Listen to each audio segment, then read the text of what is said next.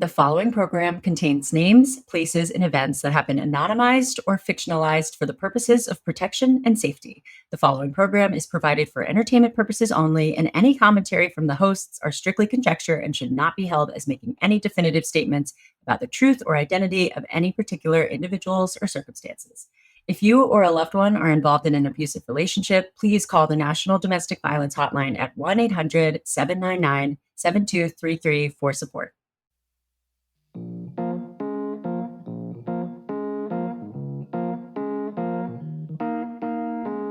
Happy Dating Detectives Monday. Hi, everybody. I should stop singing. Please. Everybody's like covering their speakers are blowing out and they're like, please stop singing. I liked it. I love a jingle.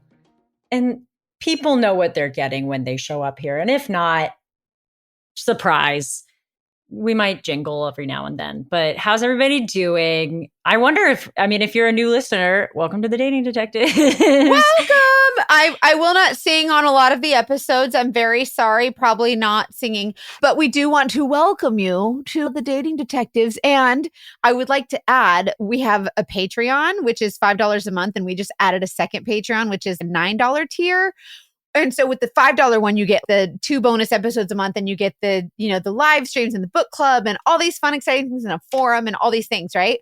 But then the $9 tier, it's like ad-free listening. And so I'm really curious to know if any of you have done the ad-free listening one yet and if you like it. But how that's going. Yeah, we're really excited about it because our podcast is just growing and growing. So if you're new here, that's the sitch on the Patreon. But just thank you for listening. It's really supportive.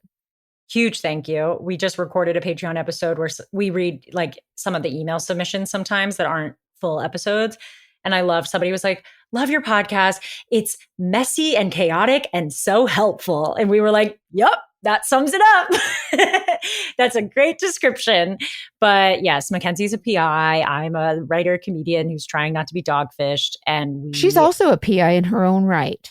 Yeah, not legally, and I don't break the law, but I do a good job of Instagram sleuthing when I have to. She really does. Never stalking. I'm proud. Never stalking. Of course not. And yeah, that's who we are. And we have a great story today from a guest named Harper, who I adored. Love her, you guys. I really liked her a lot. All of our guests, though, they're really brave to even come on and share their story. They have all been just so kind. And you guys have been...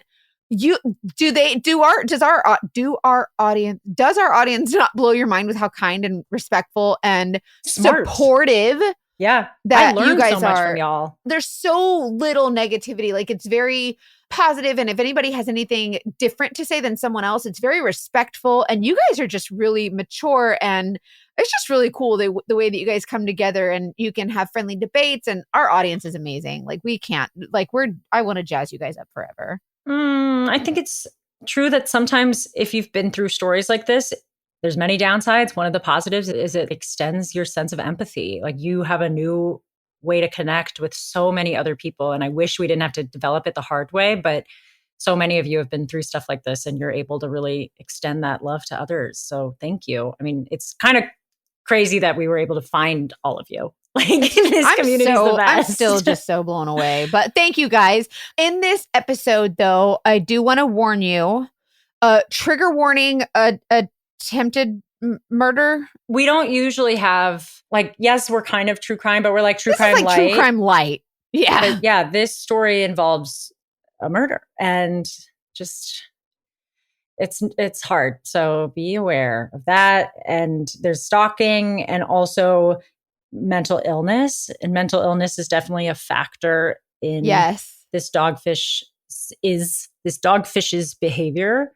We will talk about it more at the end because it's definitely delicate, and we certainly don't believe or want to make it seem like anyone with a mental illness is a bad person inherently, right? But in this story, it is a part of this guy. So yeah. Just note that. Thank you for listening. And I really think that you'll like this guest a lot. And I know you'll have a lot of support for her. Yeah, Harper's great. Did I miss anything else? Shall we? I think we should get into it. Let's let Harper tell the story. Let's do it.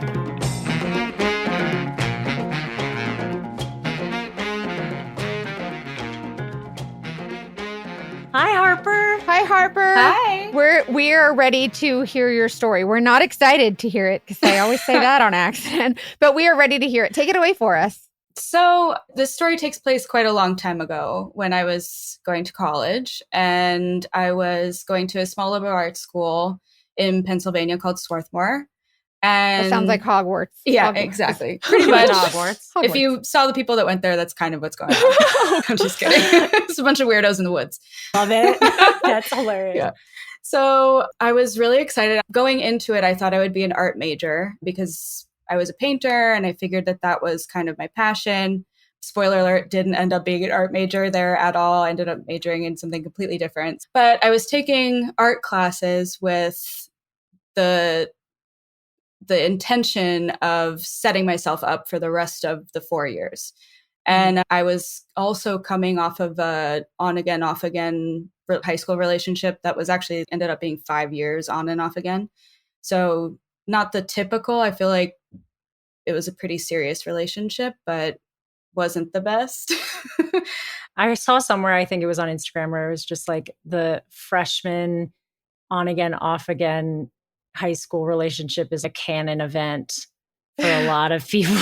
Yeah, and that like holding on to something while you're in college. And I was it's comfortable. It's common. I was like splitting my life into two and like trying to spend time still at home with the people that I was close with, and then also trying to immerse myself in college. So my freshman year, we broke up pretty early on in the year. And I was taking art classes. So I was outside of the art building and meeting the people that were kind of waiting, nervous to go into the first day of classes. And I was definitely feeling like, all right, it's time for a fresh start. I want to be open to meeting somebody at school who's got my like interests, who's maybe, also an artist or a musician or somebody who's creative, because that was very far from the group of people that I had been a part of prior to that. So was kind of ready to embrace something new. And I had a painting class, and there was a very tall, very handsome man in the painting class. He seemed a little bit older, which it turns out he was, because he had been going to a different school and was a transfer student. So we were technically in the same year. So we were starting in our majors at the same time, taking all the same classes. He was very handsome and seemed like he knew what he was doing. He was working on a massive scale, which to me was at the time very impressive. He had his own style, his own thing going on. So I was kind of very taken with, I don't know, the idea of this person. I didn't know him at all, but in theory. Was it like walk into class and like, who is that? Like that energy? All of the women were like, who is that? Oh, okay. Yeah, it was immediately obvious. Yeah. So we got to talking. I think at the time we were like smoking cigarettes outside, and I was smoking cigarettes at the time. So I was like, this is a good opportunity. An A24 movie. Exactly. Is what I'm watching right now. Okay, continue. So I was exactly though. I was outside like smoking a cigarette being like, oh yeah, what's your deal? Where are you from? Everybody's kind of chatting. And he was like, well, I'm actually local. My family lives right down the street. I went away to school, but I came back. He explains the whole thing to me. And I was like, oh, cool. Okay. So he's a little older. He's got some like art school experience already. I'm kind of a novice, and he's local. I was also local. I was living on campus, but I was only a few minutes from home and where I had graduated high school, and nobody from home went to my school, like not a single person. So it felt like in a bubble way, I could still go home for weekend dinner or whatever, but I was still isolated at school, like I was away at college. Best of both worlds. Yeah, that's right. That was my logic. But meeting somebody else at the school who was also local was great, because it meant like on breaks or whatever, we could still hang out. And I really didn't know anybody else who was bridging that gap. So as we're talking, I realized that we not only had some mutual friends and acquaintances, but that we also went to the same preschool and kindergarten, which for for context, it was a very, very small town, very, very small school. And the public school didn't start until about first grade. So for a couple of years, from when I was like 3 to 5, I was in this private school because it was the only way to have a daycare. My parents were working. And he had gone to that private school for the whole time. I was only there for preschool, 2 years of preschool and kindergarten from like 3, 4, 5. Got it. But because it's such a small town and because people sort of hang on to mementos, especially my mother, I had these old yearbooks from that school. And there's literally photos of us together in those yearbooks. When I went home the next time and was like, I have to find this. Where is this? And it turns out we were like he was in the same class as me because he was older, but we were in some of the field day photos or whatever, which was insane. I then was talking to my family about this person, described who it was and explained. And my mom said, hold on a second. Not only do I know who you're talking about, I actually have a story for you. Yeah. So Oh boy. we, at the time we had a Australian Shepherd and a Subaru, right? So my mom had picked me up from kindergarten. We were leaving for the day and she clicks the button, seemingly unlocks the car. We get in the car, the dog's in the back, and I'm sitting there in the back because I was 5. And she says, I was like, this isn't our dog.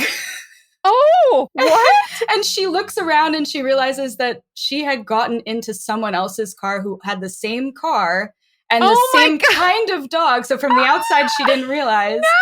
And that's amazing. I love it. And it turns out that it was his mom's dog and car. So I, of course, told him this story once I learned, like, oh, wait, we almost stole your car. Literally, yeah. I don't know if your mom's going to remember this, but somebody was Is this a in felony her car. if I didn't know? Ignorance is no excuse from the law. Well, I mean, right away, I think we got out of the car and then had like a hollering laugh in the parking lot being like, oh my gosh. Oh no. Yeah. So super random, but it was kind of like fate. You know what I mean? We were like, okay, we know each other. Our families know each other, kind of, whatever.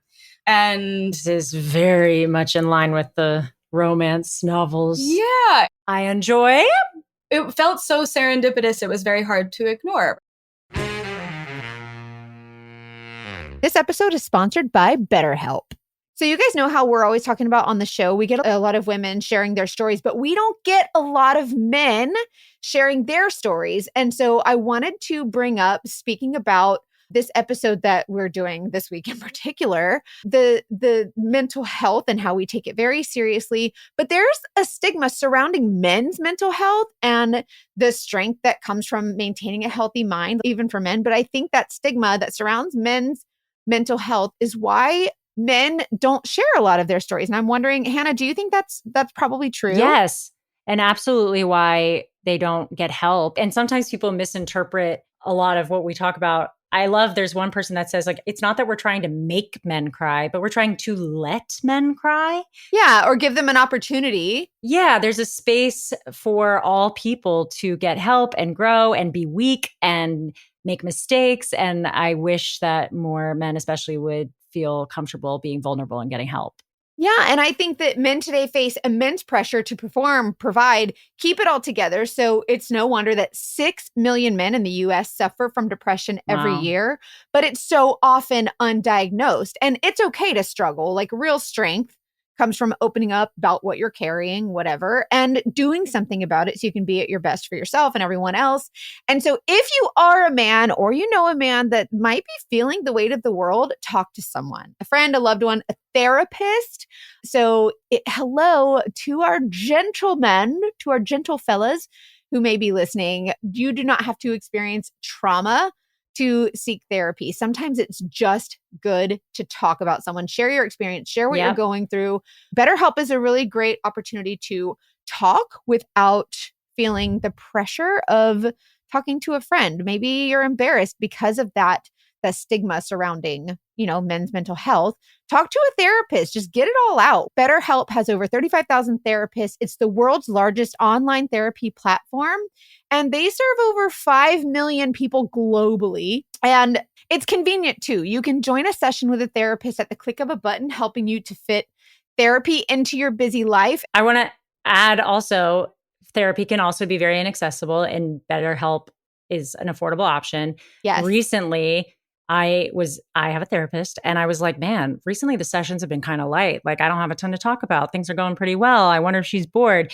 And then things happened and I was like, wait, I actually need more time. And it reminded me that going to therapy when you're not feeling as bad is so great for developing the relationship for when you do need someone. So like, yes. don't wait until you need help. Develop that basis with a professional so that when something comes up, it's like, I already feel like this person knows me and I feel safe with them. And what's so nice about BetterHelp is that you really can find that right fit. There's so many options. And you can change your therapist at any time. It's the largest online therapy provider in the world, and BetterHelp can provide access to mental health professionals with a diverse variety of expertise. Talk it out with BetterHelp. Our listeners get 10% off their first month at betterhelp.com/TDD. That's BetterHelp, HELP.com/TDD.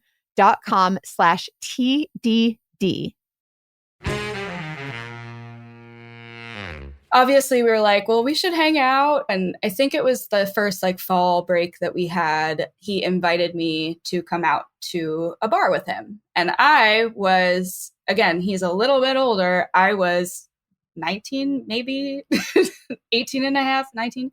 And I didn't have a fake ID. And I was like, look, I don't want to burst the bubble of this, but I can't go to a bar with you. I can hang out, we can go to dinner or whatever, but I can't go out drinking with you, as much as that would break the ice, whatever. And he was like, okay, well, we won't do that. We'll do something else. I have a bunch of friends, but just meet me at this place in this town, whatever. And we go out, and the first thing, we drive to this bar. And I was like, again, I'm not going to be able to get in. And he was like, don't worry about it. They don't check IDs.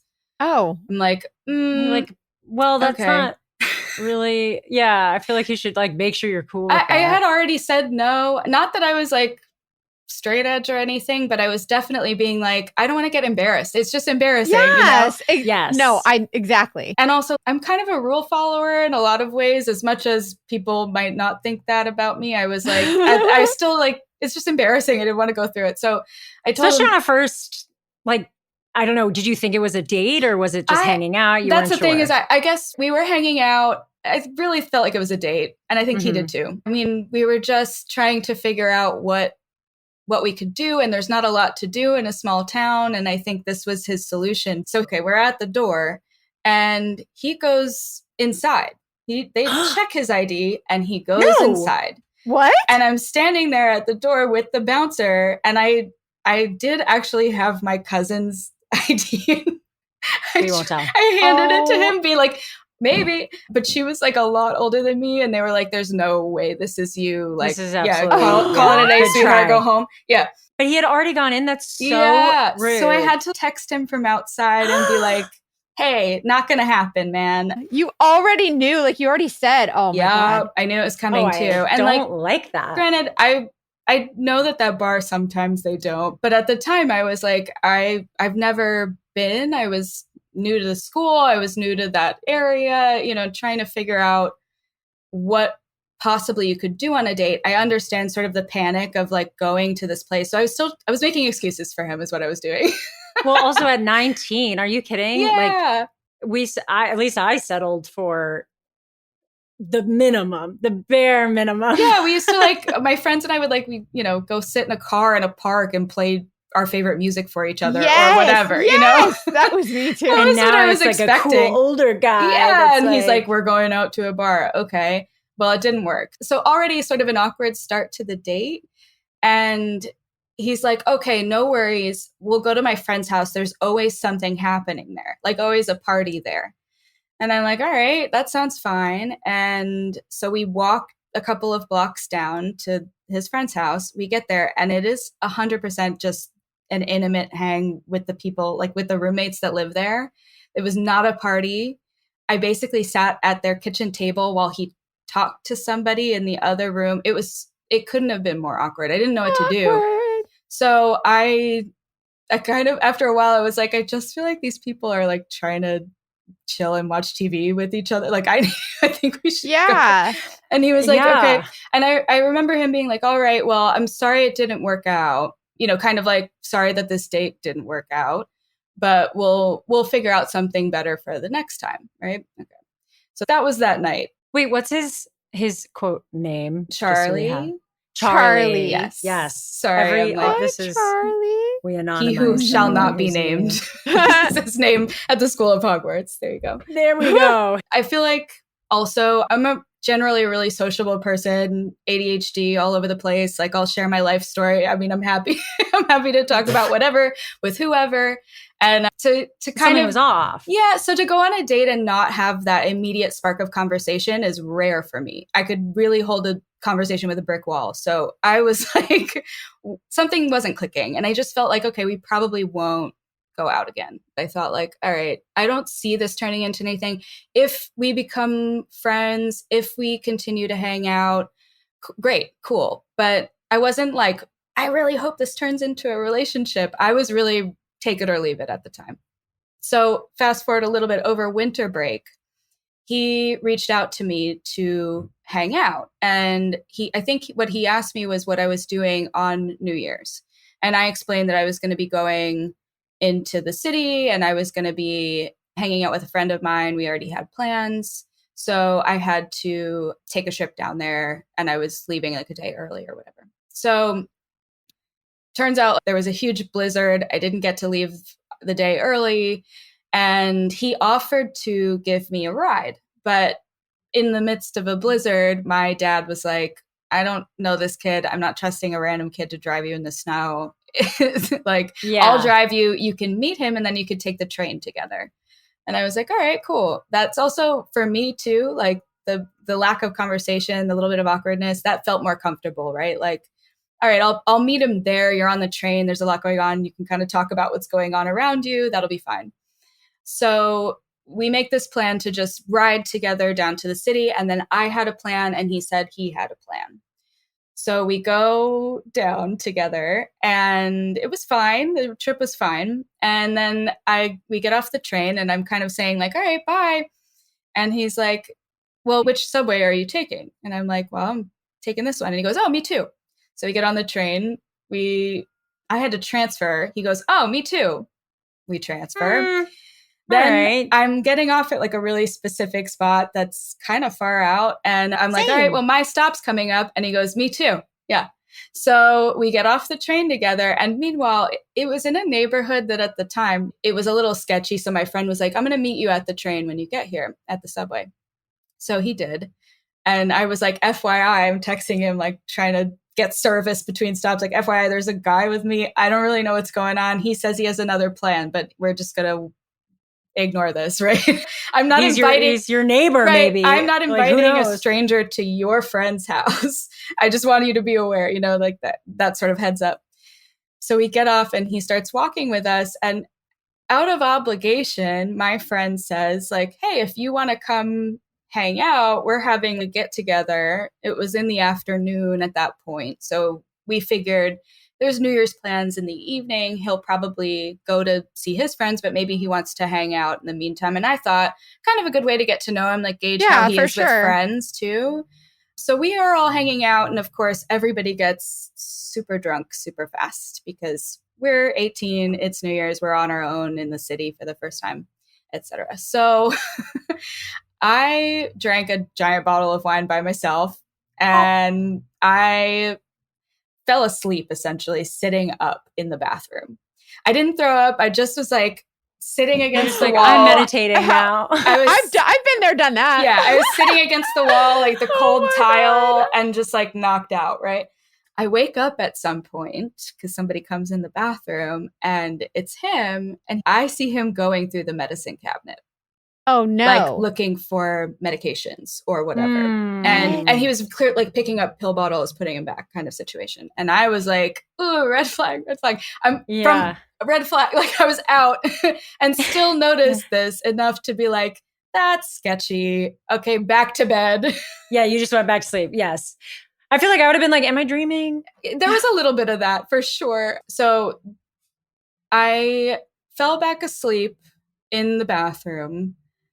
And when I woke up, it was just after midnight and he was gone and my best friend was still there. And I asked him, what happened? Like, was he sorry? Also, he like brought a stranger in and then knocked out. And he goes, no, he was here until about 5 minutes before midnight.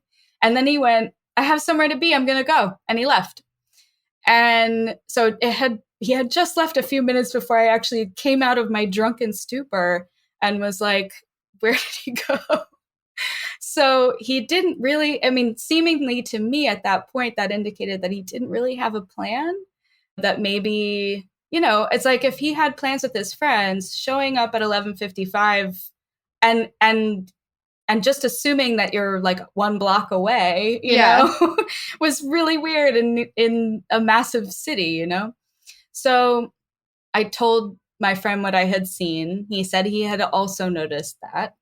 And that he had, I don't know if he called him out or he had been like, hey, what do you need? You know, are you looking for Advil or whatever, trying to diffuse it? And he was like, no, I'm good. And just kind of walked away and didn't mention it again.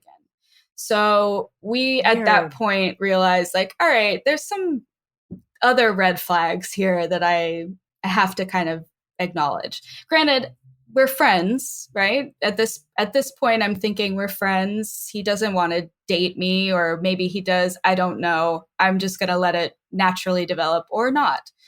So that was New Year's. That was odd. Very strange. And did the friend group, while you were taking your nap, was he like just getting along with everybody while you were taking your nap? Yeah, really. I wish I remembered. Again, this is like over a decade ago. Yeah, so totally. I think the vibe was generally that he was very quiet and just kind of nodding and laughing along with people. But I don't know that anybody really got to know him at all. He's not a talker. So, but also, you know, strangely, I feel like he was doing enough of the professional kind of version of maintaining the conversation or answering questions that it wasn't super weird to anyone. The weird part was that he had been in the medicine cabinet. That was really all anyone could comment on. That was like the biggest later. flag. Okay, yeah. Interesting. Nobody was like, oh, he was super weird. He said some weird stuff. It was just weird that he was there because he didn't know anybody except for me and I was sleeping. And other than that, he left. So everybody was like, that was strange. Okay, moving on. But again, you're young in the city, you know, you meet strangers. That's you become their best friend for 10 minutes and then you never see them again. Right. That's part of it. So, you know, everybody kind of let it go pretty quickly.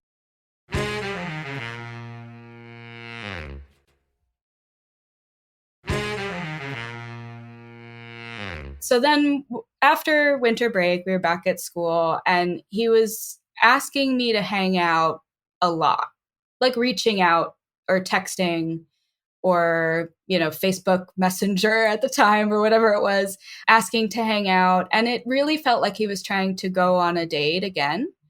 And at the time, I was like, again, with the on again, off again boyfriend and kind of, I was dilly-dallying, for lack of a better phrase. I was like putting it off a little bit. No, I think that's a perfect phrase. Yeah. Like dilly-dallying. That's a real word. Yeah. I was trying to make it less weird that I was trying not to hang out. Is what was happening. You know, let him down lightly, I guess. Plus, there was nothing established. He wasn't pointedly asking me out to dinner. It wasn't like, I want to take you on a date. It was like, what are you doing? Let's hang out. What are you doing? And so also I took more than the allotted amount of credits every single semester of college. Huge, massive nerd. So I was busy. What are you doing? Your homework. Yeah, I was super busy. And what started to happen was that I was also very social and a butterfly, like flitting from friend group to friend group, meeting people, trying to make connections, playing music, doing a bunch of stuff. So a couple of times I got out of class and I'd walk back to my dorm and he would be outside. And I thought... Like creepily or like sexily? I guess at the time I couldn't tell. At the time I was kind of like, it's flattering, you know? He texted, I didn't text back because I was in class. Now he like got out of class at the same time and figured he could catch me or something. And I kind of chalked it up to just like he was trying to get a hold of me and cool because we were all living on campus, or he wasn't, but... which is another another thing. Right. But my friends and I were living on campus. Maybe he was just trying to look for a friend group, you know? And then a couple of times turned into a lot of times that he was outside. And it ended up being that like I would be with friends elsewhere, or like I said, I was relatively local, so sometimes I'd be hanging out with my friends from home. I wouldn't even be on campus, and I get a text from a dorm mate. It was a pretty small dorm, being like, "Hey, Charlie's here. Did you have plans with him? Because he's just sitting here." It's like, Oh, no, I don't. I guess I'll because he's text just him. sitting here, not sure what's going on. And I checked my phone and I didn't have a text from him. So like why is he waiting outside my dorm if he's not reached out to me and he doesn't know where I am? Was it that kind of school? Kind of. But again, he didn't live on campus. The area where the dorms were was not where the classes were. So you'd have to kind of get in a car to get over there. So he was driving, like parking, full and stalker. sitting outside. Oh, Yeah. Okay. So it wasn't as casual as it sounds, but It wasn't as casual as it sounds. no, it was weird. It was weird. And also having my dorm mates tell me that they were a little weirded out really set that off for me. Yeah. And then you're like, do I have to confront him and tell him he's making people uncomfortable? Like, what do you do? I kept putting it off. And then I think the kicker for me was that I was at a campus show, like at a music show, and I was towards the front with a bunch of my friends, girls from my dorm, other people that I had collected like over the first couple of semesters. And the freshman friends. Yeah, exactly. And we were up at the front of the show and it was just about to start, and it was pretty close to where the dorms were. So granted, this was like in a central location, but I get a text from him asking, "What are you doing tonight?" And I texted back, not thinking anything. And I was like, "I'm at this show," because also it's like open campus show. I thought everybody was kind of going to the show or whatever. And he goes, "Oh, that's cool. Maybe I'll go." And I turned around to the back of the room at one point and he was already staring at me, like as I sent that response. So I think that was the kicker, because at the time I was like, "You can come and hang out with us." But again, like I'm with a lot of people. There's a lot of buffer there. It felt safer than stalkery. I was kind of thinking, all right, we're out in public. I'm already with a bunch of people who I know I'm going to walk home with. And I wasn't sure whether to be nervous about all of this yet. Totally. Salud. Oh, yeah. Sorry. Salud. So anyway, wait, when you say staring at you, like I'm imagining a person taller than the rest of the audience, like standing, not dancing, and just like staring. 1,000. Is that what it was like? 1,000%. Oh. And not a big enough room to make it like he wasn't even pretending to like step touch. Like he just fully was like locking in. Yeah, the size of the room, where we were, he couldn't even have pretended like he didn't see me. Also, I have always dyed my hair crazy colors. I'm pretty sure at the time it was like I don't know, pink or something. Or no, I had like rogue stripes or something. I don't know.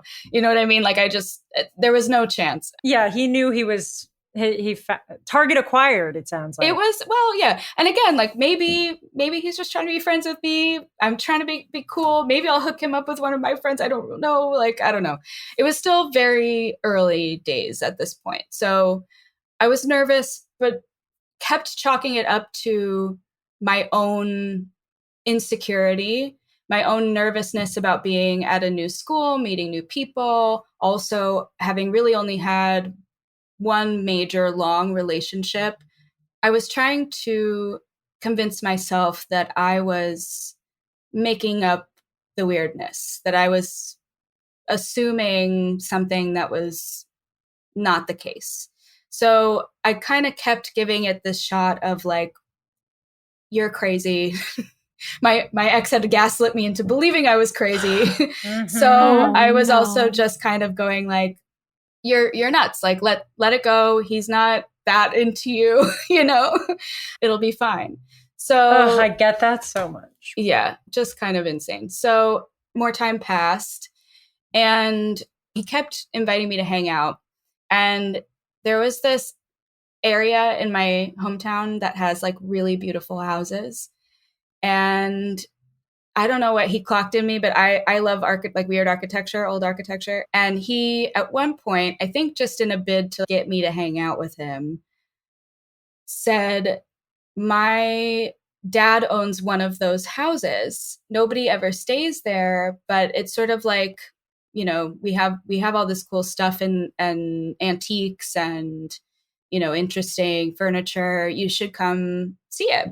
And again, I'm like, don't be weird, Harper. Pull it together. Don't be weird. Don't be weird. Pull it together. Go on the date. Like, you know, you're making a bigger deal of this than you need to. So I go, and the house is beautiful, but very strange. It's a massive structure, and it's like colonial era, so it's very old, like 1700s. So there's a lot of features of that house that involve small hallways, tiny doors, little hidden staircases, like a lot of details that... Like there might be a ghost there. Definitely there are lots of ghosts there, yeah. That vibe, for sure. Okay. There was all kinds of old antiques, old big game framed on the wall, just staring at you creepily through the house. Creepily. Yeah, definitely haunted portraits everywhere and glass cases of unknown oddities. That's a good word for it. So it was creepier and creepier the further into the house we got. And one thing I realize now as an adult, I know I have anxiety. But at the time, I learned that as an adult too. Good for you. Yeah, at the time you're like, why am I crazy? Well, at the time, what was crazy was I felt this physical feeling, like my collarbones were getting closer and closer together. Like my chest was closing in is what I was feeling. But I didn't know what it was. So I kept I'm like, what the heck's happening to me? I'm like rubbing my chest, trying to be like, don't be nervous, don't be weird.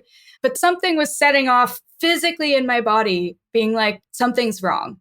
And we get further into the house, and there's this tiny, very narrow staircase. And I realized he's like, oh yeah, I'll show you upstairs. It was like from the days when people had slaves' quarters. So quite literally, it was like a less than 2 foot wide staircase up to a tiny hallway with these tiny doors off of it. And I'm walking up there, I'm like, I'm having trouble breathing. I'm realizing if I need to get out of here, I don't know the way. That was why I realized I was freaking out. If I needed to run, I didn't know how to run. And he was behind me, and he was not saying, I realized the other part of it that was the reason that I was having an anxiety attack, I now know, was that he wasn't saying a word.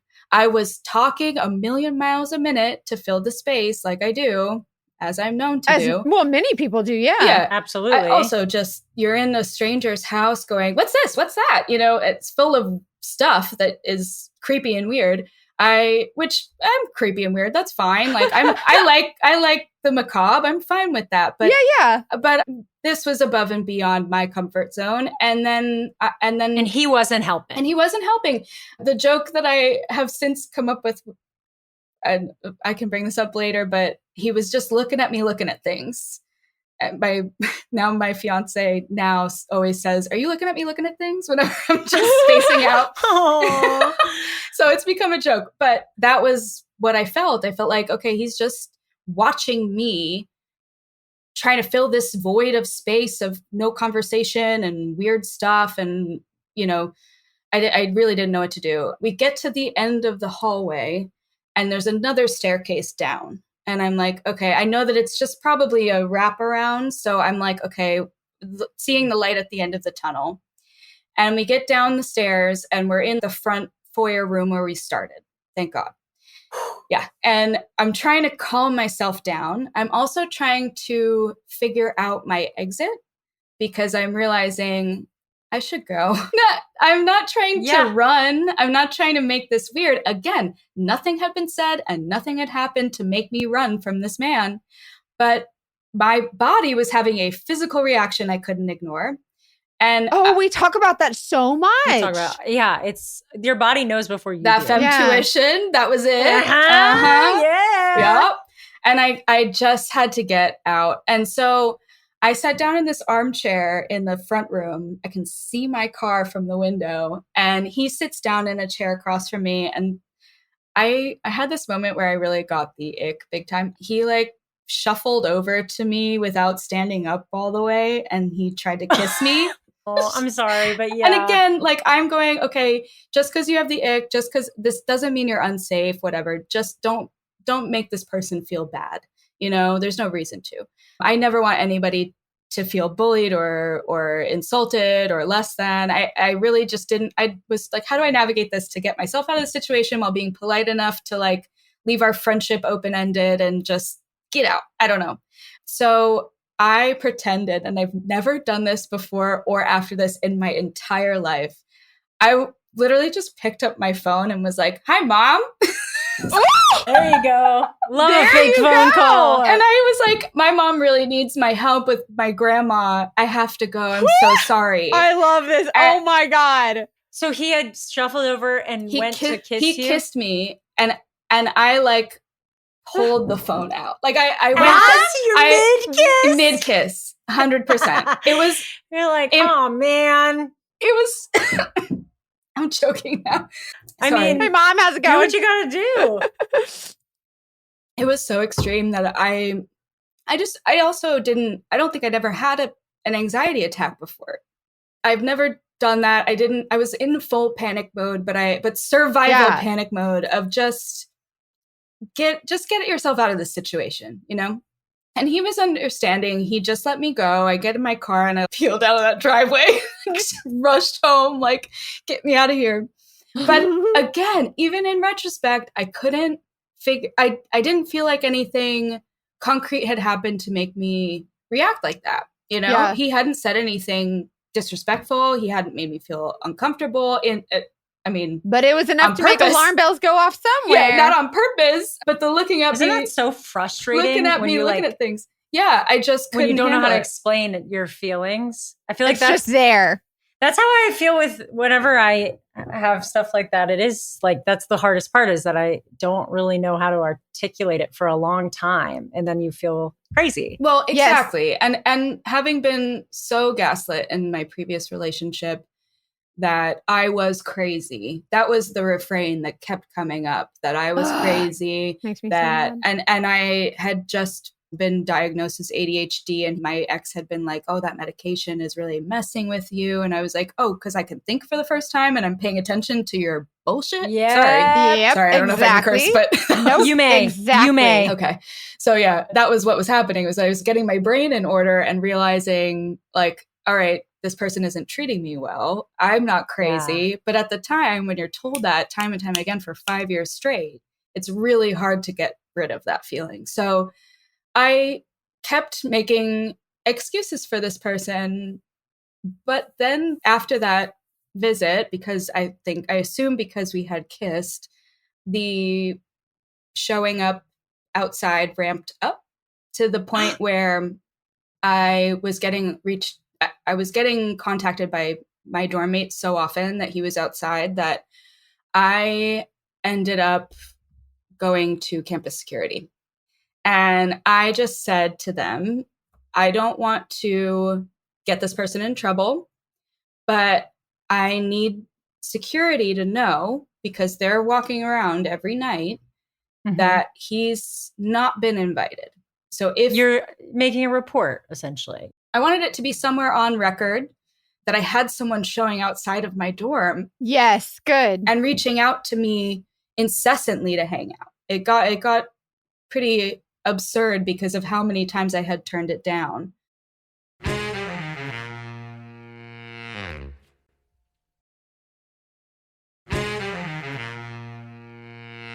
And then finally, I remember in the summer, I had gotten back together with the old ex, and he was reaching out to me, and I could tell that at that point, because he couldn't show up at my dorm because we weren't in school, I could tell that he was getting like pissed off. Like, no mystery there. He was like getting a little bit rude and being like, I try to hang out with you all the time. I don't get what your problem is. Why why you're so busy.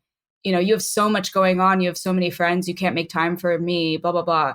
And I'm like, first of all, we're not dating. Second of all, I had started dating someone and it's none of his Third business, of all, but take a hint. I need to figure out. Take a hint. Like, what's your first Sometimes clue, people fella? don't want to be with you, and that's okay, buddy. This is it now, like, almost a year. I mean, it was the beginning of the summer, so it hadn't been a full year since we'd met, but it was like, I've really put this off. I'm telling you all the times that we'd hung out. You know what I mean? So it was like 4 times or whatever that we had seen each other out in social situations. Mm-hmm. And still, like, I would say twice or 3 times a week, he's showing up outside my door. I'm waiting there. Whether or not I'm coming home, who knows? I don't like it. So fast forward to summer, I'm like, I know I need to say something at this point. Because if he's going to start getting edgy and feeling neglected, that I'm not hanging out with him, even as a friend, I just have to make sure I'm being concrete and clear about my boundaries, my intentions. Maybe I didn't set that out clearly enough. I'm glad, I mentioned to campus security, they didn't take any action, but maybe I need to be clear about my boundaries. Now that I have a little distance, we're not on the same campus, I'm at home for the summer, I can do this, right? So I so distinctly remember this. I actually went to my mom, and she is like the greatest support system of all time. Oh, good. And we're best friends. She's great. I love her already. I know. So I went to my mom and I said, look, here's the situation. She kind of knew the background because I had told her about him initially when she told me that, oh, we went to the same school. So I'm like, look, he's handsome, he's great, whatever, but I am not trying to date this person. There's just something wrong. Like there's something that we don't connect on. And, it's not necessarily something wrong with him or me, but it's just, this isn't going to work out. And I don't know, I'd never broken up with anyone or had to let anybody down. And I was like, how do I do this? I don't know. So we crafted this text message response because he was texting me and getting kind of like, what the hell? Yeah. And I was like, all right. I said, I just want to be clear about my intentions and I'm not sure of what yours are, but I have started seeing someone. So, I just wanted to be clear. I'd be happy to hang out as friends, but, I am off the market essentially. And I'll never forget his response ever, word for word, verbatim. It's like stuck in the confines of my mind. He goes, how dare you be so conceited as to think I'm trying to date you? What? That I wish I was surprised. Yeah. I wish I was surprised, but that is the thing. It. You get so in your head and you're like, oh, I don't want to be rude. I don't want to assume anything. And then they always say that. They're like, what? I wasn't hitting on you. I feel like they really sound like though. Well, that's why I hadn't wanted to make that assumption or say anything up to that point, because until it seemed really obvious that he wanted to go on a date, his asking me to hang out was very casual. So I didn't want to make that assumption. Also, I'm sure my middle school self was like, he doesn't like you, or something. But you waited a year to and finally said something. And no, he was just being butthurt. I just said, I'm taken, essentially, but I'm happy to be friends. And his response was, how dare you be so conceited as to think? And I'll never forget it because it was the most shocking response in that moment to get, because I had literally gone to campus security about this man. I mean, it was obvious that he had a crush. This guy loves you. Yeah. At minimum, he was interested, right? Yeah, the kiss was like, yeah, he kissed me. Hard proof. What the hell? Wild. This guy is wild. And so I, at that moment, went like, fuck it, I don't feel bad anymore. Yeah, good.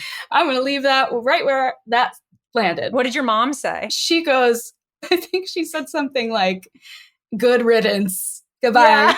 Yeah, that was that. So that was that summer.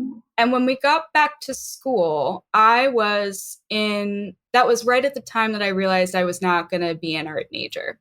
So I started to shift my class schedule, and I don't think we had a class together that first semester, second year.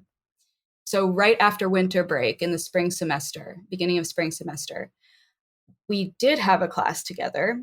But the first day, I was waiting outside the art building again, like a degenerate, smoking a cigarette, trying to be cool.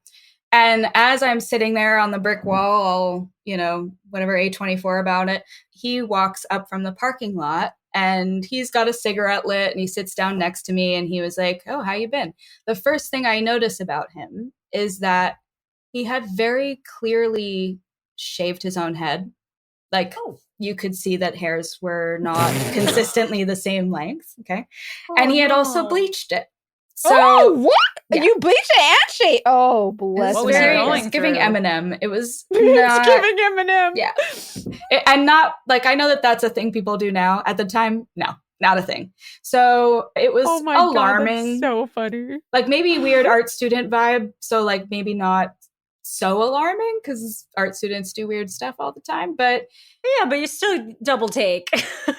well, also he's otherwise had been a very put together person. His whole family is that way. I know that the sidebar, his mom is a life coach. So like they're all really put together, these people. Oh boy.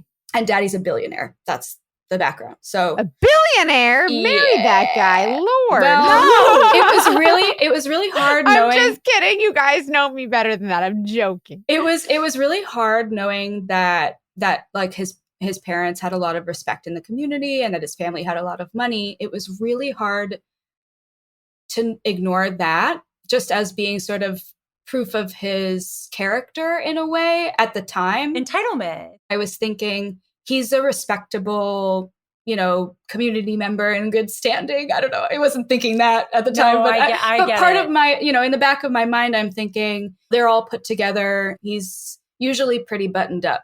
So when I saw him there, clearly not doing well, seemingly, I didn't know how to approach it. So I said something like, "I like your hair," because I was trying to make conversation like I always do. And he goes, "Oh, thanks. I got it cut at enter barbershop name here." My ex, who I had gotten back with at the time, was one of two barbers there. And I said, "Who cut your hair?" And he says my boyfriend's name at the time. And I said, "That's my boyfriend." And when I said that, the man sitting on this brick wall with me stands up, like shoots up, turns on his heel like a cartoon character, and speed walks back to the parking lot, gets in his car, slams the door, peels out of the parking lot, and rage drives out of campus. I mean, like, oh gone. my God. Yeah. I didn't know. What? All I had What a said baby. was that this was my boyfriend. And I had already said I'm seeing someone, so he knew that. And he knew who I was seeing if he went to him for a haircut. I feel like he went to him intentionally, no? Right? Oh, Yeah. 100%. The math ain't mathing. He knew what he was doing. Yeah. He knew what he was doing. Also, very clear, he did not go to my friends for a cut. It was... Wait, really? No, he had clearly done it himself. There were like long hairs sticking out. It was not a Because mystery. he looked crazy. He didn't look well. Like that was... Maybe well. maybe Yeah. he was trying to break you up and be like, your boyfriend's a really He's bad terrible. stylist.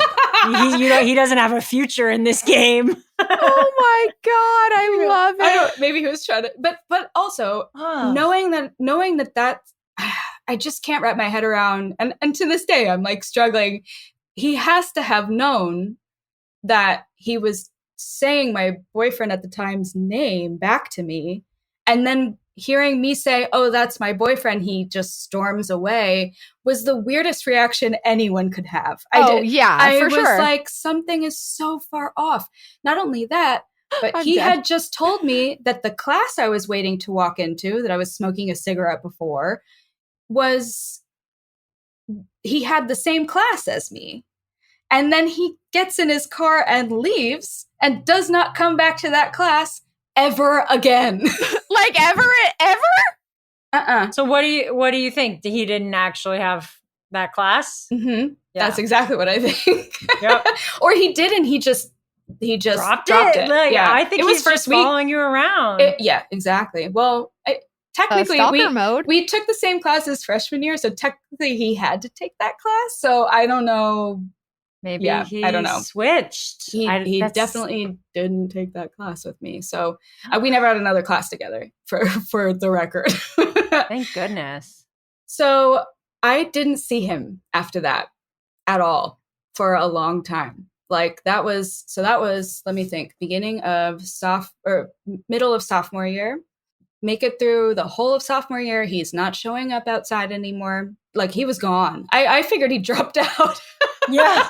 He just kept driving. Yeah, he didn't stop. Goodbye.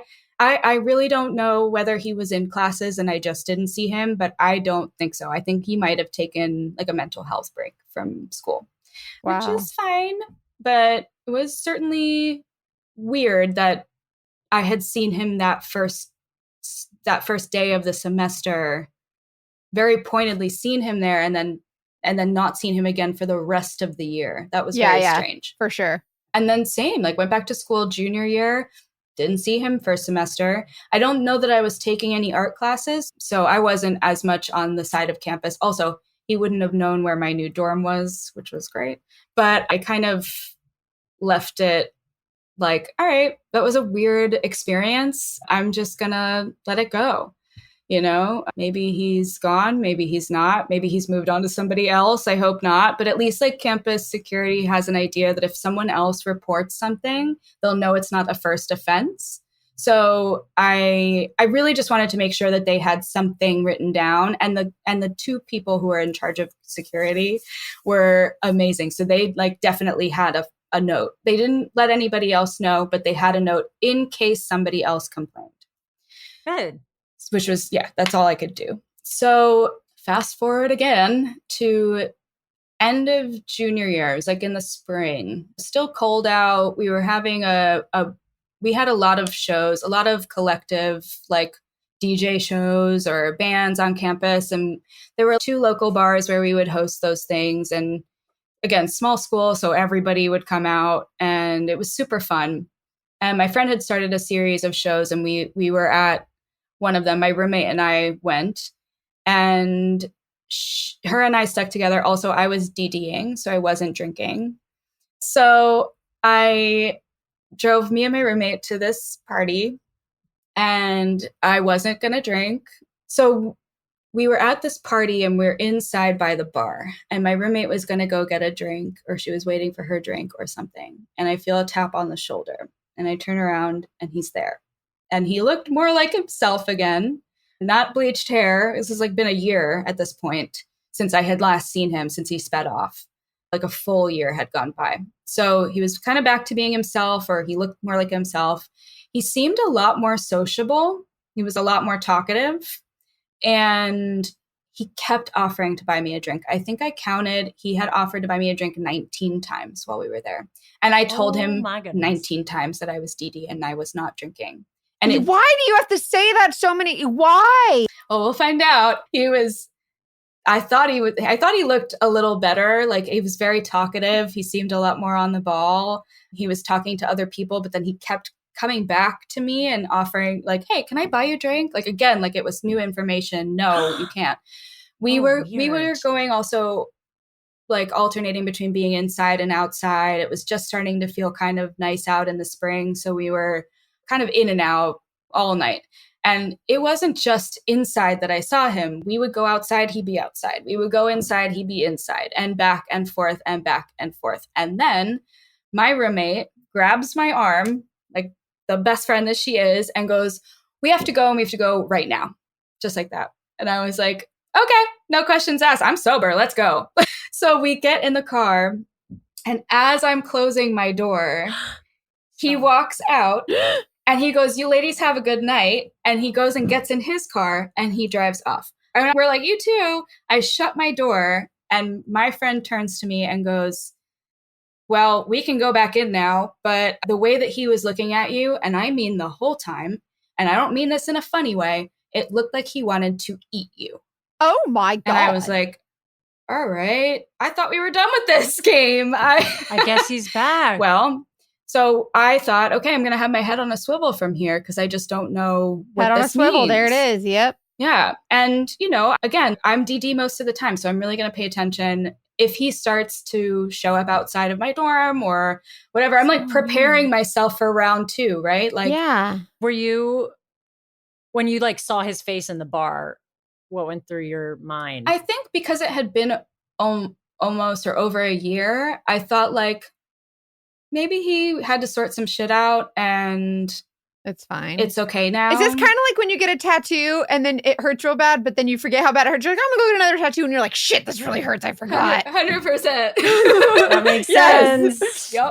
Maybe he's Maybe changed. this won't be as bad. Maybe it didn't really hurt as much as I remembered.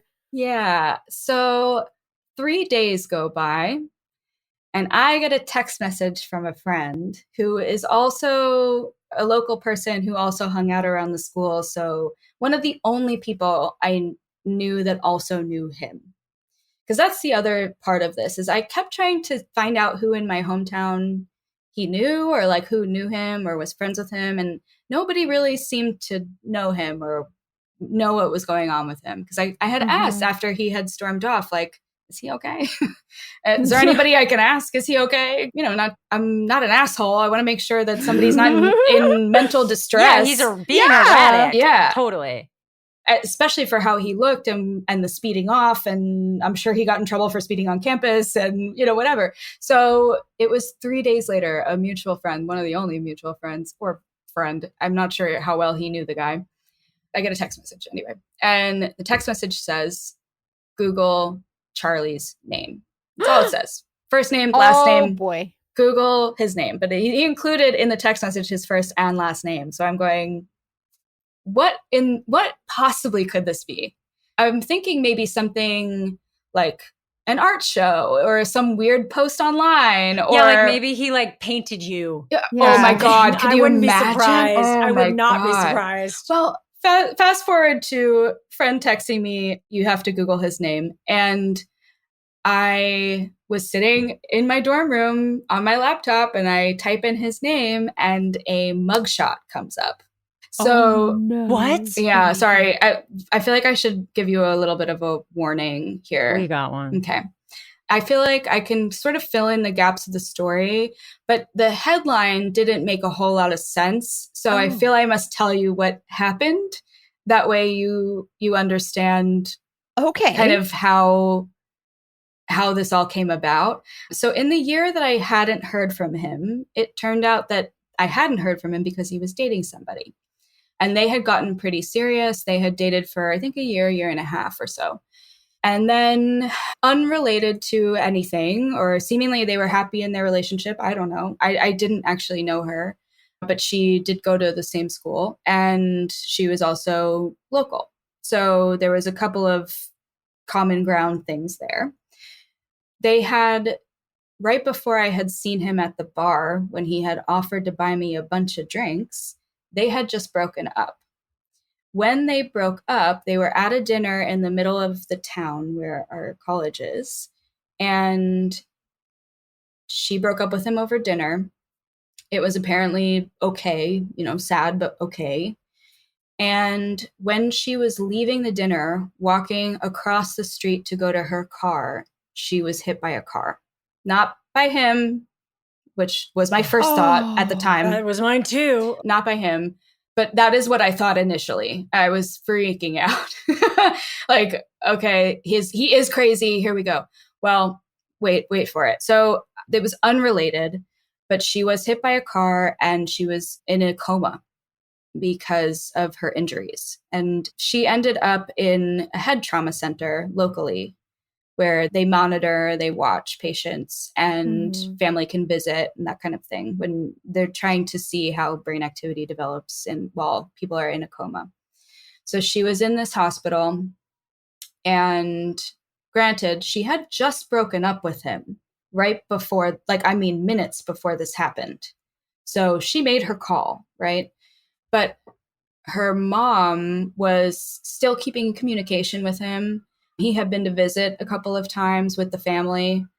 And paying respects, talking to her helps, whatever helps. It's a familiar voice. And at some point, her mom started to get pretty uncomfortable with how he was talking about her progress. And she felt like he was kind of, she was getting hope. The doctors had said they'd seen some improved brain activity.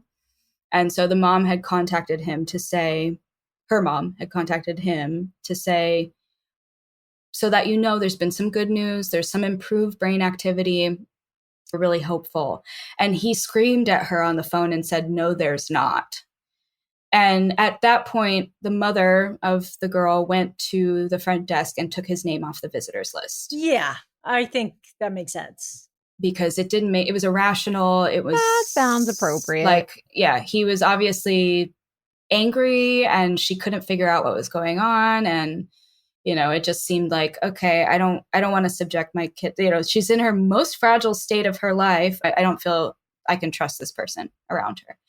So she took his name off the list and actually said that he was not allowed in to see her. He had signed in to the hospital under a fake name. He had gone up to the room. The nurse said later that he had tried to close the door something like 4 or 5 times. He kept shutting the door and the nurse kept coming and opening it, saying, you have to keep all these doors open. Like we monitor these patients. Yeah. You can't close the door. You know, I understand you might want private time, but that's not how this works. You have to keep this door open. The last time the door was closed, the nurse goes up and she had been stabbed 7 times. Oh my goodness. He was gone, but standing in the parking lot with the knife in his hand because he had locked himself out of his car. He was so fucked up on multiple drugs that he didn't know where he was seemingly when the cops showed up. They just arrested him right there. I mean, they didn't have to go looking for him. He was still standing there. He was in a right daze. there. Yeah, in a daze. Oh my, wait.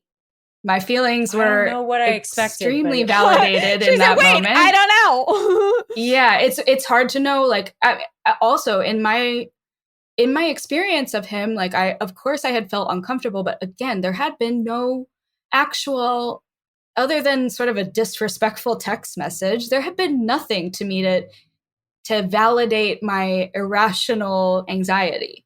There was just this feeling I couldn't explain. And in this moment, I'm looking at his mugshot, reading this story, trying to figure out, and there wasn't as much context for the story at the time, being like, okay, what happened here? So it turns out that he was schizophrenic, that he was on medication, off medication, was taking other supplemental medications, and I'm sure other recreational drugs or drinking. And he snapped fully, just snapped. Wait, did she So survive? So she was airlifted to the medical center again for a second time, and they were able to stabilize her. But at least one of the stab wounds was directly in her lung, and she was still in the coma. So she was still fighting for her life, but contracted pneumonia and ended up passing away because of the pneumonia. It wasn't because of the pneumonia. It was because she got stabbed in the fucking lung. Sorry. Yeah, But for sure. And it was 2 months later Terrible. that she passed away. So, Oh my God. I can't even imagine her family. Oh, I'm Like so having to- sorry for her family. And then having the hope after the car accident just to have it stripped away. Oh my God. You're right. Yeah, like they thought she was going to be okay, and then to have this happen. I just Let's That take a up and moment down for is- her family. yeah, for real. we're so sorry for her family. That must have just been awful to have that hope alone and then to have it taken away. Oh man. very unfortunate. I went directly to the detective. I brought my phone, I brought my receipts. I was like, I need a restraining order. I don't know. Oh, like immediately, I need to know what he's please. being charged with. I need to know, am I safe? Is he arrested? Is he forever arrested? There's no Yeah. bail here, right? Like, I need to know what's happening. And essentially, because he had been really careful, I did have documentation with the campus security. They wrote me a letter. I had documentation from friends. I had a bunch of texts being like, he's outside again. Da, da, da. So like I had these things, but he hadn't threatened me. He hadn't been inside of my house. There was no police report. So I didn't have enough to get a restraining order at all. Oh, that bugs me. Yeah, the detective told me that right away, which my mom was pissed about. But I bet she was. Well, I because bet you were she really, was. yeah. you took action at time. Yeah, I was like maybe 19 or 20 by this point. So I was like, I still need like a parent. Like, what am I doing? You know? I feel like also him stabbing another romantic person should count toward evidence of That's what I protecting said. you too. That's what I said to the detective, mister. Like, I'm pretty sure that there's a good indication that he's violent. And there's a good indication it's relevant. that he was stalking me for some time before this. Not only that, but I have a witness to, he showed up 2.5, 3 days before this happened. And I hadn't seen him for over a year. And he tried to buy me a drink 19 times in a row. What was he planning? Like, what was what was going to be in that drink? What was I supposed to think? So of course I was panicked and nervous, but I couldn't really do anything. I offered what I had to the detectives to be like, look, this isn't an isolated event in a way. I mean, it is in terms of the violence of it, but right. Not yet. It's right. He was escalating, right? That's what I could say. All of this is escalating to obviously this horrible moment. And I've been witness to it for years. And I'm the only person who's been witness to it for years. So I'm the only person that can go to the detective or to anybody else and offer them this information. There's no one, he hasn't talked to anybody else. Turns out he's a total recluse and he literally didn't talk to anyone else. So I was the only person with any information that he had been spiraling for quite a long time. So I thought, all I can do is give this info and hope for the best. What is he going to get charged with? I asked. And they said attempted murder because the jurisdiction where the crime had happened, the police department's heaviest donor, guess who it was? No.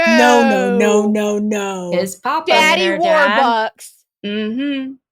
And then the jurisdiction of the area where she was airlifted to after the crime had happened absolutely said no. It's a direct result of the injury to her lung. There's no question.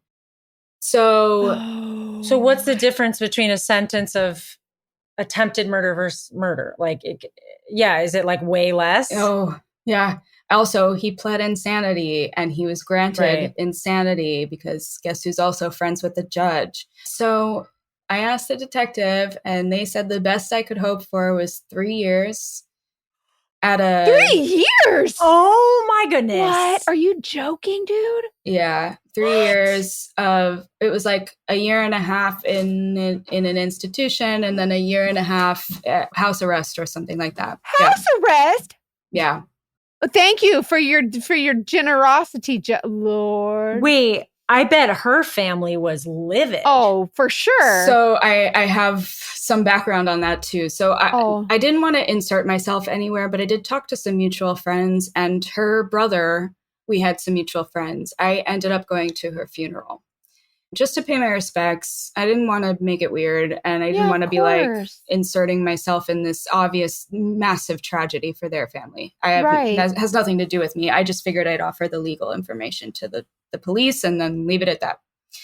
And I just wanted to go and say, like, I'm so sorry for your loss, whatever.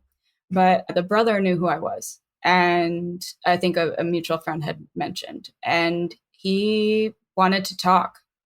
So we went outside after the funeral and we sat on the steps outside of the chapel and we talked for like an hour. And I told him the whole story. I explained the escalation. I explained each and every moment of it to him because he wanted to know. He kept asking. I'm like, I don't want to build this up to any, I don't want to make you feel worse about what's happening. And he was like, I fucking hate this guy. I need to hear it. I need to know why and how and why this happened the way that it did. So he was asking and I told him the whole thing. And we became friends actually after that.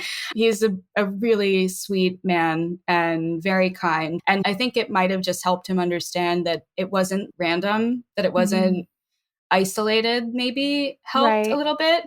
That like that also to hear that the guy's pretty charming in the beginning and that his sister had trusted her gut and also left him for a reason. Yeah. And that I could relate to why that reason was and explain. So there was something about it that was really cathartic to get to talk it through with the brother. And yeah, that was all I knew of it for a while. But I also had this ticking time bomb of 3 years in the back of my mind. Because not only are we from the similar area, but also I was going to move somewhere that I knew that he hung out, and I kept head on a swivel for the first few years that I was in my new location after college, once I graduated, thinking this is the time where they said he was going to get out. What if I see him on the street? You know, what if I run into him? What if we're at the same place? Or what if we know the same people? Or, you know, I was just racking my brain for what could possibly happen. I can't believe that after stabbing someone 7 times, you can just 3 years. get out. But in people 3 go to years. jail for so much longer for lesser I don't get it. I don't either. It has to have been some kind of deal worked out. Also, Yeah, he was granted sure. the insanity because of his diagnosis. So that does make a massive difference. It would normally Which be I like 9 years for understand. attempted. And But yeah, I guess to me, it's just like the effect is the problem. Like Yeah. it's not, there's I'm with obviously mental illness is so hard, and that's separate from the fact that someone died. Yeah, you're absolutely right. You know what I mean? Yeah. I don't know. you. Yeah, 100%. And I was racking my brain for like, how can they, and going to the detectives, I called him multiple times to say, I don't understand the sentencing. Can you please explain it to me again? Why would this merit 3 years? He's not a safe person. That's been tried and true for now multiple years. How am I supposed to feel safe, I guess, right? Like, How am I supposed to live this way? Yeah. How am I supposed to feel safe going forward, knowing that there's a chance that I could run into this person is really where my head was at. Well, fast forward, I didn't hear from him again. I didn't see him again. I have actually never seen him again in person, thank God. But I was at work about a year and a half ago or so. Oh, no. And I got a follow request on Instagram from you know who. I don't like it. And I like threw my phone across the room. Yeah. Block and delete, block and delete. Not only that, but my profile was public. I had geotags on my profile on certain photos. I immediately started like deleting, removing tags, made my accounts private, went on every social media account I had and made it private. I thought if I blocked him and then he searched for me, he might realize that I had blocked him. He was blocked and get mad. Oh, totally. Or if I denied his friend request, he would also see that. So I left it sitting there for a really long time. And I talked to everybody I knew being like, what do I do? What do you think I should do? What's the way to get this to just go away? Or like indicate that I'm not interested in being friends at this point. Also, at this point, this happened by the time that I got this friend request, it had been, let me think, 12 years since this happened. 12 years. Yeah. Was his Instagram public? Mm-hmm. Do we know what he was up to? It was a lot of paintings. Oh. It was just paintings. But the Instagram didn't start very long ago. I did notice that. So anyway, so I left it. I then, after it had been maybe like a week or two, I denied, but I just figured it'll go away for him. He'll just see it.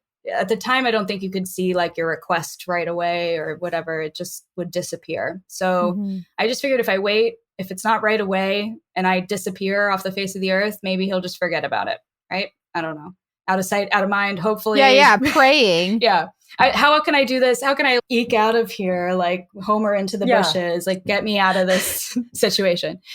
I then was on Instagram more recently, and a friend of mine from childhood posted a picture with him. No, stop. No, don't do How it. recently? How No. recently? Let me preface this by saying that very small kindergarten class that I was in was about 4 girls. Don't do it. 4. No way. He's 50% through the kindergarten class at this point? That sounds a lot worse. Oh, than yeah, no. for it to be- You know what I mean. You know what I mean. I knew what you meant. Cut that out. Cut that out. Anyway. Yes, Oh my God. yeah, there were about 4 girls in that class, and the photo that I saw on Instagram was with one of the other girls from that kindergarten class. And we had sort of stayed friends. We had mutuals growing up, so we were really close when we were little. But she's great. She's like super cool, super nice, creative, awesome person. So I immediately, my first thought was like, I need to tell her what's going on. But I also need to know what the situation is, because if she's just mutual friends with him, it's been 12 years. I don't know what the background is. She should know. She should know. I'm assuming if he's not told her what happened, there's no way that he's told her what happened and that they're hanging out, right? Like in my mind's eye, there's no She'd be way like, that no, you, like he's definitely keeping that a secret. there's no way I that mean, you I wanna, like- stab somebody 7 times, a woman that you were dating, and then you tell that to the new person that you're dating and go on with your life. And that person continues to date you. How is that? There was nothing, no part of my logical brain was going, this makes sense. They're dating. But then I'm looking through the post and I start to read the caption. Not only were they dating, they had just bought a house together. Oh no, bless. Mm-hmm. And at this point, like, No. I don't know if you Googled him I did. at this point. Yeah. Was it still all out there? Like, could you find criminal record? Somebody paid a lot for that Google I page was to be gonna way say. down. It was on the second page of Google. Yeah.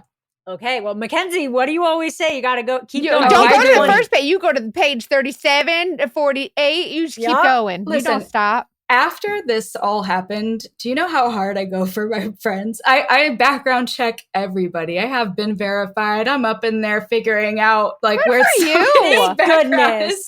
You are I'm- with your people Oh, here yeah. today. I'm not messing. I know I'm paranoid now for a good reason, I think, but whatever. I learned to trust my femtuition really strongly. I had that feeling years before something horrible happened, but it was like that physical feeling.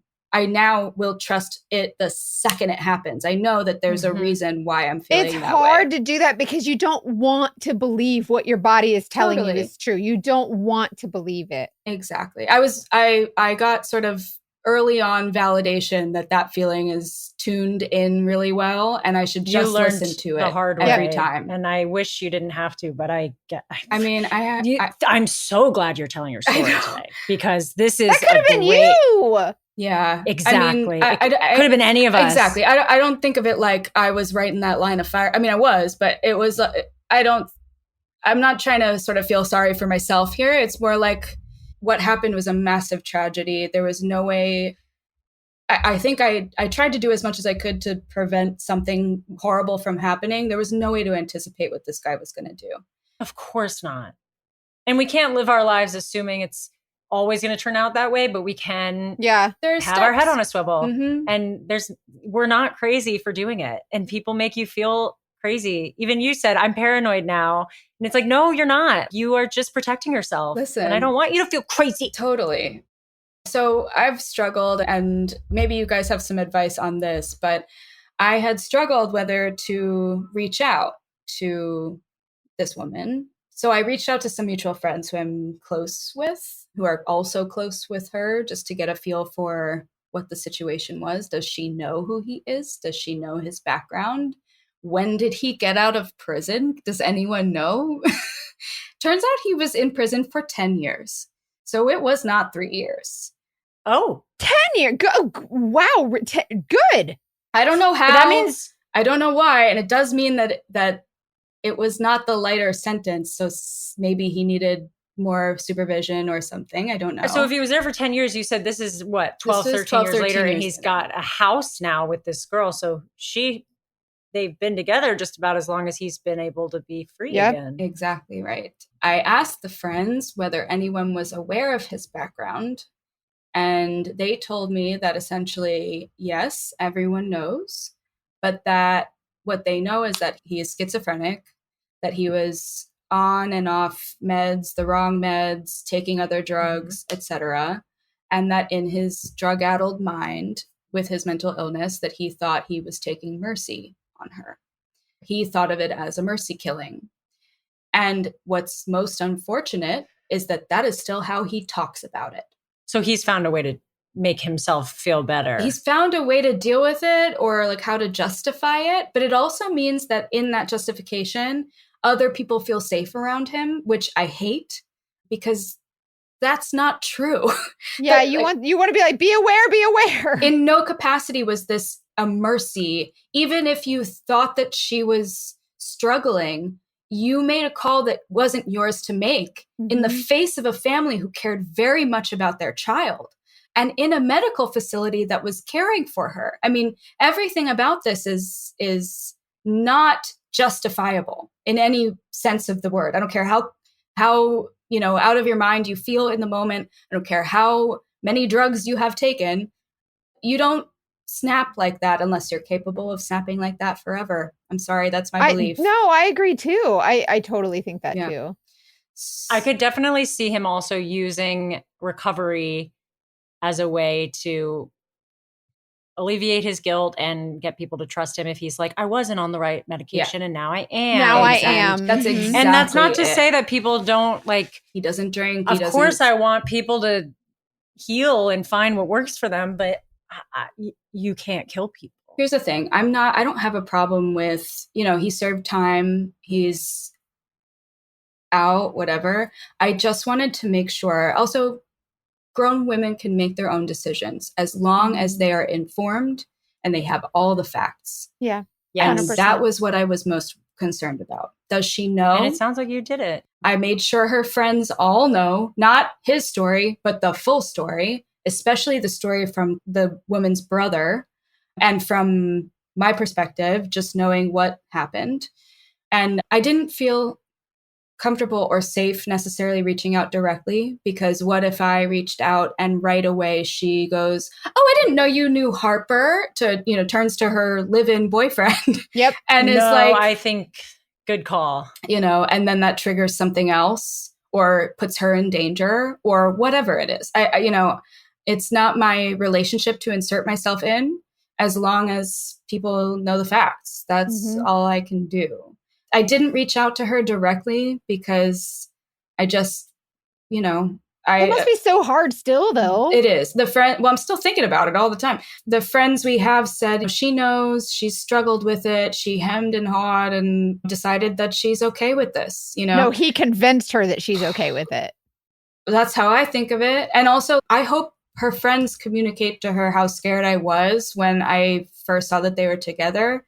Because I called to somebody I haven't talked to since middle school out of the blue and was like, hey, this sounds crazy. And I don't even know if you liked me that much back then, but I have something to tell you.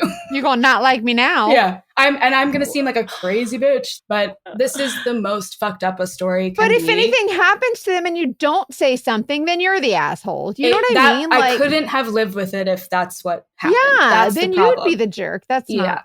And then you're I stuck hope with it. That's not fair. Yeah. I mean, I'm always saying you got to look out for number one first. I don't think I would have reached out to her directly because I think you're so right. You do not know what's going to make him snap. Yep.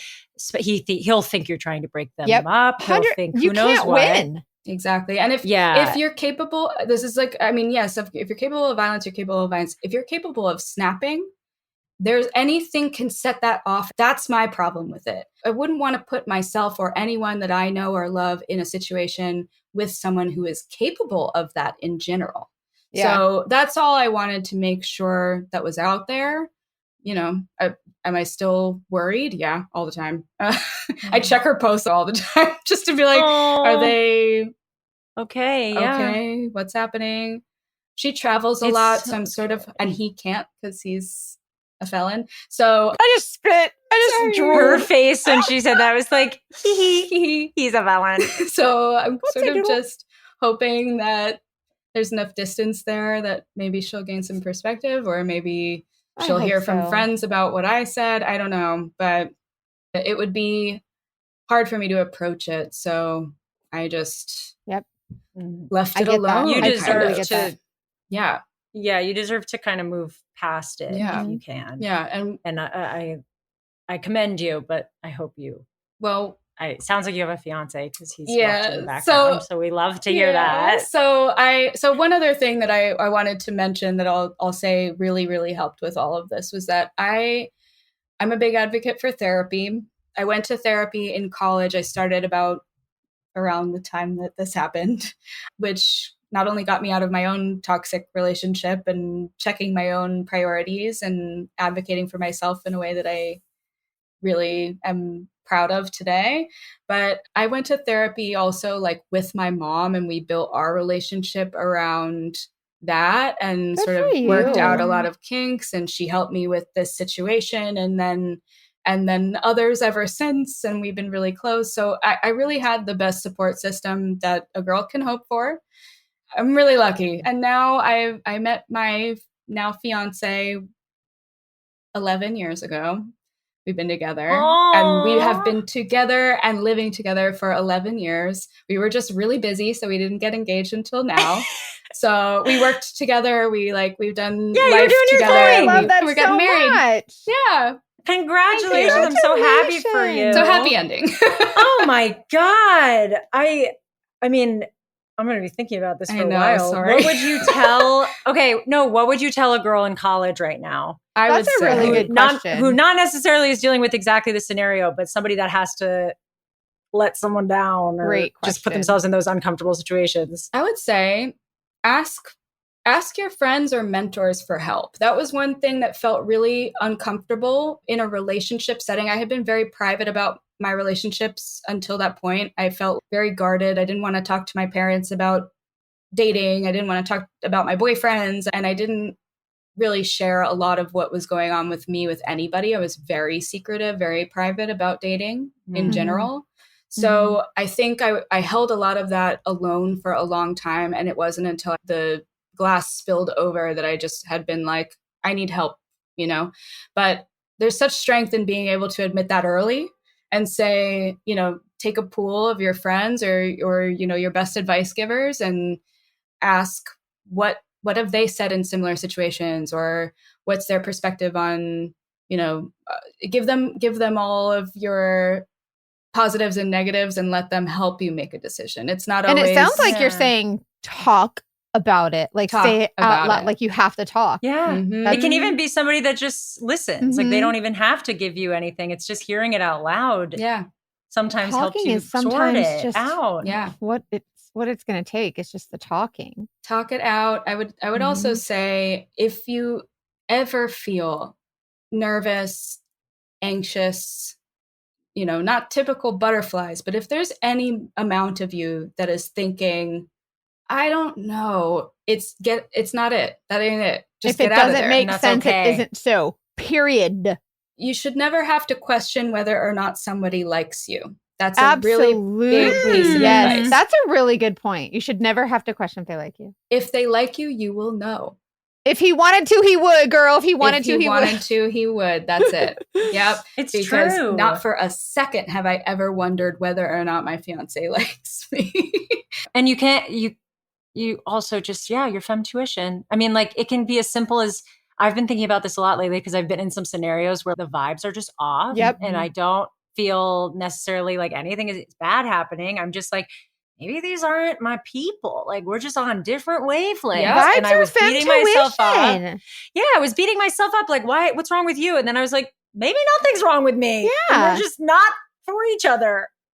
And we just have to get cool with that. It's also, as somebody who was obviously a serial monogamist at that time, and or for my whole life actually, because I've been with the same guy for 11 years now, but so I never really wasn't. But as somebody who dated constantly throughout from 15 on, which is psychotic, I would say get good at being alone. Like it's really be okay with it. So valuable to find yourself. To find spending time with yourself fulfilling. It's really hard to do, and no one should have to figure out how to do that by yourself. Therapy is a great tool to learn how to do that and finding your hobbies or finding ways to fill your time, but in a way that you're spending time with yourself and getting to know yourself is really invaluable. So I love that so much. Ugh. Oh, that's such good advice. I'm so happy you're okay. yeah, me too. No, I wasn't ready. I'm so glad that there's an outlet in podcasts like yours that people, I'm hoping young people can get advice. I mean, like there wasn't podcasts when I was that age. So what I feel like when I'm listening to you guys is like talking to your girlfriends. You feel like you're part of the conversation. You feel like you're learning something. You feel That's like, what I want. you know, I also want like we've had one, I remember a mom reached out and was like, there's conversations that I have with my daughter that if I brought it up, she'd be like, Mom, stop. I don't want to talk about dating. So but then weird. when we can talk about Harper's story and we can talk about it through the lens of Harper, And she can becomes, she'll associate it with her own like Yeah. parallels. yeah. I hope people have those conversations after hearing these. So, and it's because of you guys, like we are happy to set up the microphones and listen, but it's really the fact that you're brave enough to share. Yep. So thank you. Thank you so much. I was listening to a lot of the stories on your podcast thinking like, this is a little different, but it's still a cautionary tale. I would like somebody to trust their Yes. gut that early on and not feel bad about maybe letting somebody down or making a call too soon in a relationship. You know, don't feel like you have to give everybody that chance because Don't wait till someone dies to put up a red light. exactly. Yeah. It's- And you can do so long before that. If the second you feel like it's not for you, that's okay. Yep. Also, shout out to your friends. Can I? Yeah. Oh, I forgot to yeah. mention that. The girlfriend. You have good friends. Yeah, I do. I love that they're like, we're leaving. Yeah. We're leaving the bar We now. have to go right now. Yeah, everybody, look out for each other.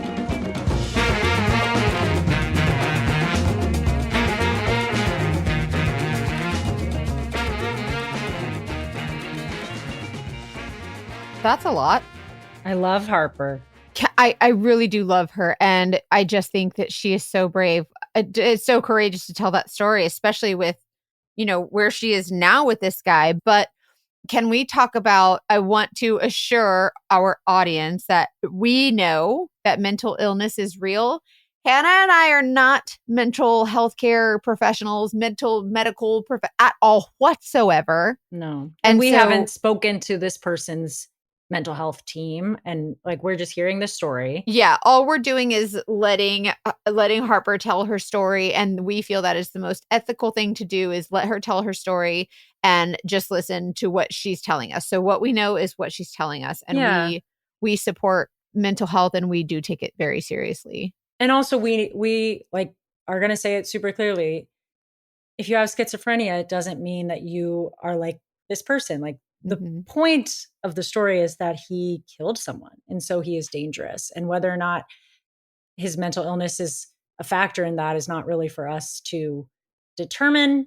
But this is the story and he's dangerous. Like, Yeah. and he could hurt somebody. And it is a conversation we are interested in having with many of you based on your experience. Like, especially given that he now is making a life for himself and Harper is living probably in constant fear, even though, you know, it's been okay for a while. Like she's still always looking over her shoulder at this. I don't even know if we can call him an ex because he like created a relationship in his mind that wasn't really there. But, you know, like, what do you guys think? It's a delicate topic, the mental illness side of it. We do want to talk about that. But there's also a lot of other stuff we can talk about with this because, oh my God. It's a whole lot. And also I want to can we talk about how Harper, being as young as she is, trusted her femtuition so hardcore.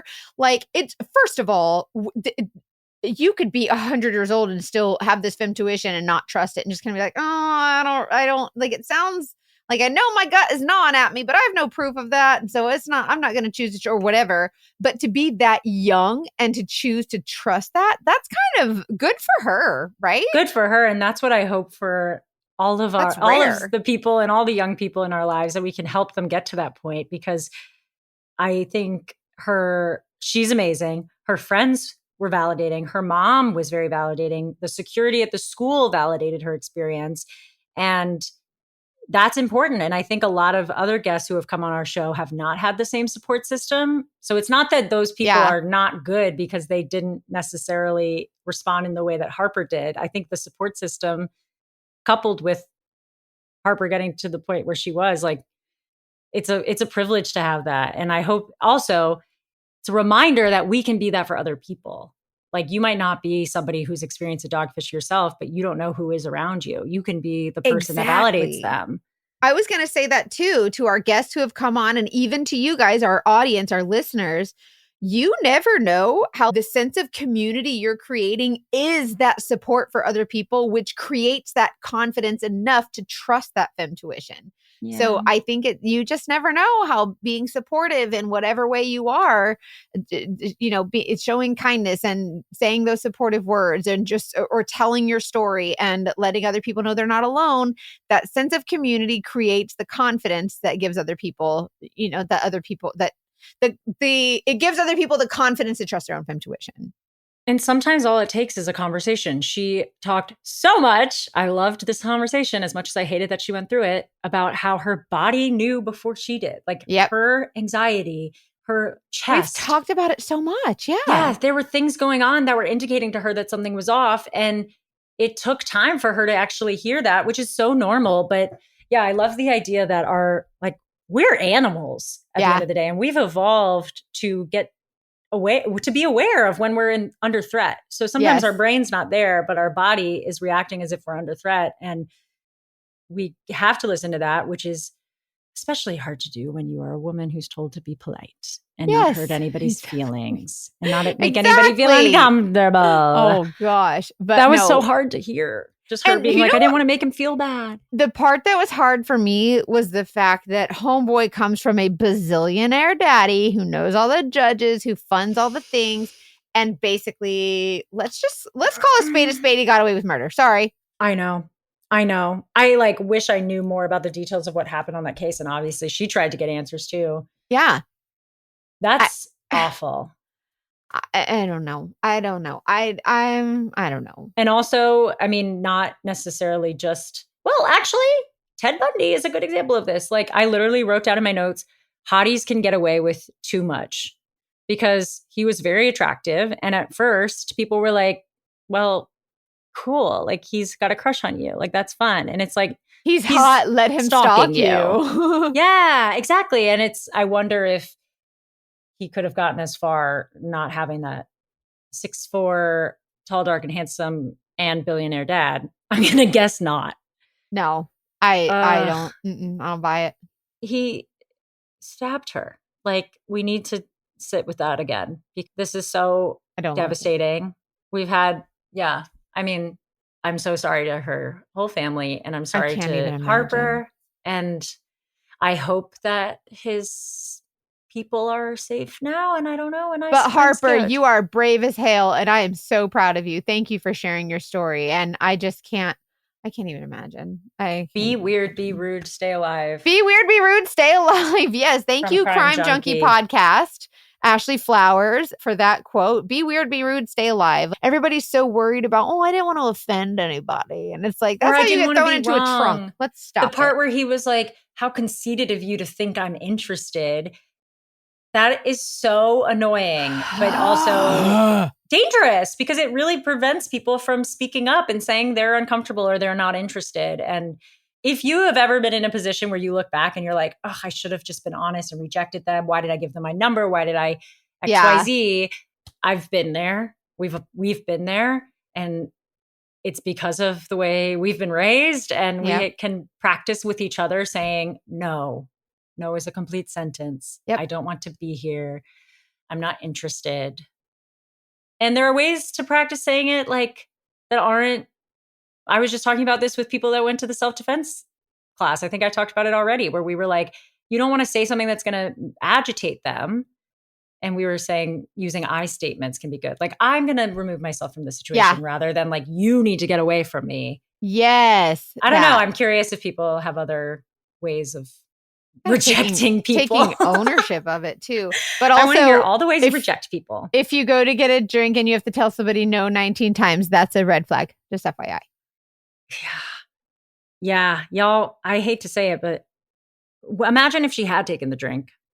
No, Like, I think he would have oh, drugged her God. for sure or something. Like, And well, you're setting an example of what you're gonna accept. And like I said, no, I meant no. Good for her. Harper's legit. I like her know. a lot. And also, She's if a you ever strong are girl. like, Nightcap is a brand that sells scrunchies that you put over your Oh drink. yeah, those are cool. They're cool. Overdrive is a brand that makes testing strips for drinks. Yes. And both of them have sent products for the self-defense workshop. I bring them up because sometimes when I got the Overdrive strips and was going to give them to people, I was like, am I being overdramatic? Like, are people actually going to test their drinks in bars? Like, no, we're not. Like, don't feel overdramatic. This is what could happen if you don't be dramatic. Exactly. I This was just such a feel good like cautionary. be dramatic. I mean, listen, be dramatic. We're dramatic. We're doing great. Look at how far Seriously. it's gone us. I ain't and then if you do get fooled, it's not because you didn't try. Like, it's not for lack of trying. There's like, if you pull one over on me, you really had to make an effort to do it. You know what I mean? Like, I just don't trust anybody in that. Head on a swivel. But hey, she doesn't trust as easily and has a fiance and is doing really well. And I'm really happy for her.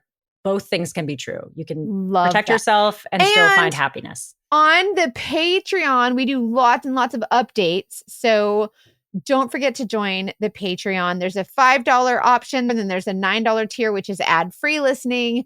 And thank you to all of our Patreoners. Thank you to everybody just for listening. We appreciate you so much. We'll put the link to the Patreon in the show notes, and keep sending us your stories. Trust your femtuition. I know we're going to say it again at the end, but like, seriously, this was such a good story in terms of reminding you to do that. But also, like, that's our like catchphrase for the show, where it's like, trust your femtuition. But how many times are people going to be listening? And how many times are people going to be like, oh, I know what they're going to say, trust your femtuition. And they're going to be in a situation where they're going to be like, something is wrong. And they're going to hear us saying, trust your femtuition. And they're going to be like, maybe there's something to that. The same way that dogfish tear you down by telling you lies and beating up your self-esteem, and repetition works. That's what you're going to do in the reverse. You're going to be like, the dating detectives are so annoying, and this trust your femtuition. And then you're going to be like, oh, wait, trust your femtuition. Oh, I need to trust that. And then you're going to find out that you're glad you did. Oh my God. I can't. I need to like take a lap after this one. I'm glad she's okay. Harper, we love you. Thank you for having the courage and being brave enough to share your story. Thank you. We love you guys. Oh, did we say the email already? Oh, yeah. You can send us your stories, and our email address is investigate@thedatingdetectivespodcast.com. Send us anything, even if it's short. We'd love to hear it. Yeah, we definitely would. We love you guys. And as always, trust your femtuition.